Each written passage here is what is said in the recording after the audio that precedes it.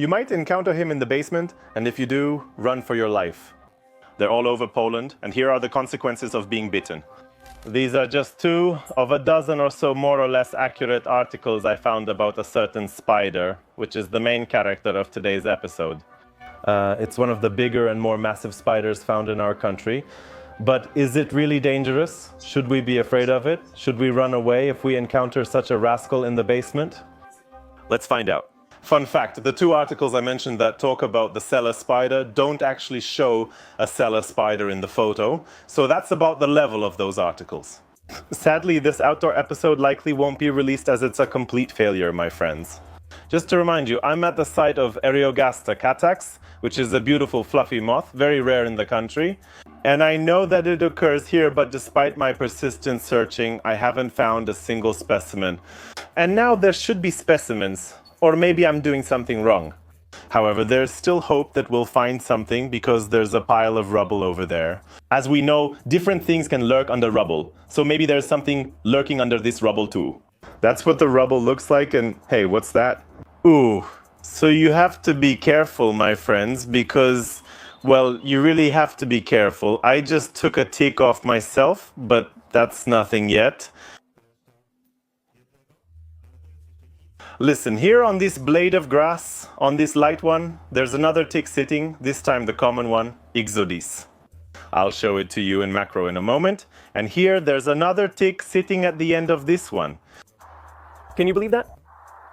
I don't know if I'll be able to show it, but it's sitting there with its legs spread out. Oh, an ant is about to bite me, unless it was another tick. Anyway, there are tons of ticks. I'll have to check myself when I get back home. Look at that little bastard, how he's sneakily lurking on the blade of grass.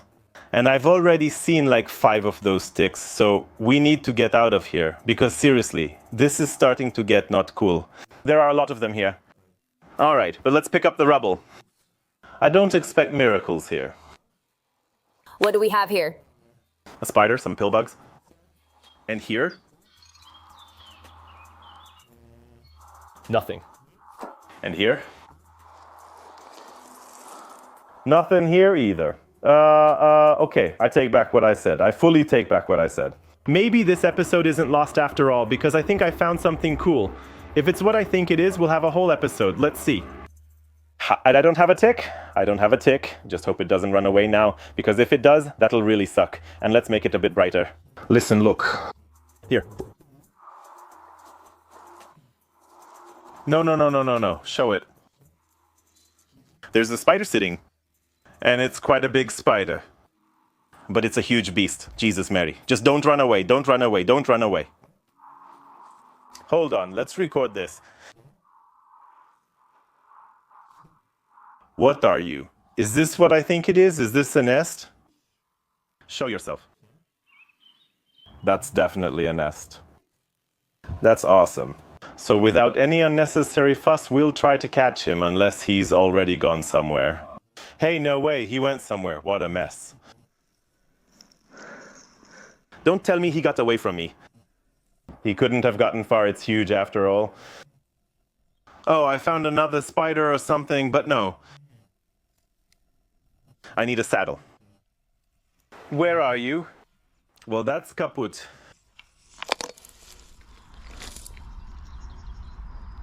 Oh, a lot of ants. Oh, no. This is very bad. Got it. I got it. Okay, it went under the other rock. But by the way, there's also a tick nest here, because I've already removed 2 small ones. Okay, come here. Come here.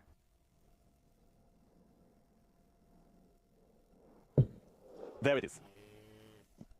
What a beast. Alright, my friends, we got it. It's insanely powerful. Spider. So the outdoor episode turned out well after all. Well, that's nice. I'm really glad. Now all that's left for me is to record those ticks for you, and then we'll head home to make an episode about the cellar spider, because I'm 99% sure that's what it is. And here it is, my dear friends. This little black spot, this black lump, which is inside the container. This is actually a large, pretty well-grown female cellar spider. That is Amarobius ferox. This spider is distinctive in many ways, not just in appearance, but also in certain behaviors, which I will discuss later. But let's start with the basics. The cellar spider, as the name suggests, can indeed be found in cellars, but not only in cellars. It's a species, I would say, that's semi-synanthropic, meaning it very often lives close to humans. And indeed, cellars, some buildings, some wastelands, anywhere there's a trace of human activity, but not only there, because, for example, it can also be found in caves. Places like that are its home. And I have to admit honestly that in my life I've seen Sidlis relatively rarely. The fact that I found this specimen is also just luck, and I'm really happy about it because I really wanted to record material about this spider because of those articles, because of various rumors circulating about these spiders, that they're dangerous and so on and so on. However, the fact is that considering the very secretive lifestyle of these spiders, they are found relatively rarely. However, when someone does find such a large female, it can actually be quite scary. The cellar spider, just like other members of the Amorobidae family, of which we have 5 species in Poland, if I remember correctly, are all spiders that once again are very secretive. I had a few opportunities to find them, such as in decayed wood. And this also shows that they won't just walk around on the ground or on some path, randomly, but you really have to look hard to find spiders from this family. And all these spiders have a few things in common, and that's a chunky or thick body structure. These are quite massive spiders with a rather distinctive coloration on the abdomen and, interestingly, very large chelicerae for our native species. Because if we look at, for example, a cellar spider face to face, we'll see that its chelicerae are large. And large chelicerae indicate that it has quite a lot of strength in them, and the venom claws themselves are also substantial. So yes, the cellar spider can bite us. If we anger such a spider, if we pick it up and press it against our skin, then the natural consequence of such actions will be that the spider will want to sink its venom claws into us. But its venom is not dangerous to human health or life. The bite itself will certainly be unpleasant. That's the primary concern. The second thing is that the bite site can get infected and generally take a long time to heal, just like with the house spider, where several people have already written to me that after being bitten by such a spider, the wound took months to heal. There was pus and other nasty stuff, right? So it's a good idea to disinfect the bite site, then wait and see if it heals properly. And let's go back for a moment to the articles about basement settlements, because on various sites like Wirtualna Polska Kobieta or Onet and others, I found a few of those articles you saw at the very beginning of the video. And there are sentences like, if you notice it, run for your life. Well, no, I know that people might not like spiders. That's pretty normal and very common these days. However, there's absolutely no need to panic here. And if we see such a spider, it's enough to just leave it alone and absolutely nothing will happen. These spiders will also generally avoid meeting humans. We are a potential threat to them. We're not their food, we're not their prey. And yes, in a situation where the nest is threatened, for example, they will try to scare us off. They will try to bite us and defend their little home in any way they can. However, it's not like they're going to hunt us, chase us, and so on and so forth. So really, I think there's nothing to be afraid of here. And if you're curious about what exactly the spider shown in the photos in those articles is, well, it's not a cellar spider. If I had to guess, it's most likely from the genus Larynioides, which in Polish is called a cross spider. Yes, they took a picture of a cross spider, put it in an article about the cellar spider, and that's that. These Larynioids genus spiders are fascinating. If you want a dedicated episode about them, comment below and we'll make one, as it's becoming a good season for them. But getting back to the cellar spider, I want to tell you about a certain trait these spiders have.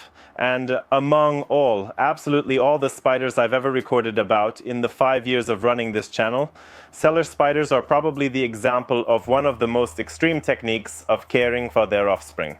They are fantastic parents, or at least the females are, and this is shown by the fact that, first of all, this is a so-called semulparous species. This difficult and strange word means that they reproduce only once in their lifetime. For comparison, I often get messages from you saying, hey, my son or daughter caught a house spider. We have a house spider and she started making egg sacs and she just keeps making them. 1, 2, 3, 4, 5, up to a dozen or so. House spiders are actually an example of spiders that make a lot of these egg sacs. However, the cellar spider is an exception, and for it, passing on its genes happens only once in its lifetime. What's more, in many cases with the cellar spider, the female makes a very specific sacrifice for her offspring. What does that mean? First of all, When the eggs, because spiders lay eggs, when the little cellar spiders hatch from the eggs, literally 2 days later, the female lays another batch of eggs, which are not fertilized and will never hatch into little spiders. These eggs serve only one purpose: to provide food for the young cellar spiders that hatched 2 days earlier, and to make sure that meal is very nutritious, because such eggs laid by the female for the young cellar spiders are very nourishing. And that's kind of their first meal, which significantly increases the chances of survival for these little spiders, of which there can be anywhere from several dozen to just over 100 in a single cocoon.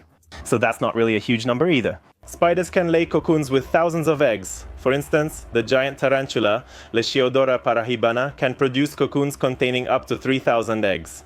And not just once. So compared to those spiders, the number of offspring here is relatively small. And if you think that's all the female does for the little spiders, that is, she lays eggs and spends her energy to make an extra packet of eggs so the young can feed, you're mistaken, because she sacrifices much more, and sometimes she gives her whole self. In many cases, if the female's cocoon is quite large, that is, there are a lot of young, then to further increase their chances of survival. Because remember, spiders in nature don't have it easy. There are lots of predators, lots of dangers, and most spiders simply don't make it to adulthood. In such cases, the female gives a signal to attack, but not at some prey, but at herself. Yes, exactly. The young start to swarm her and simply eat her alive.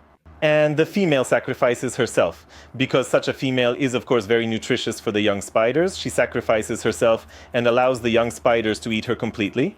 And then the young scatter around the world and live on their own.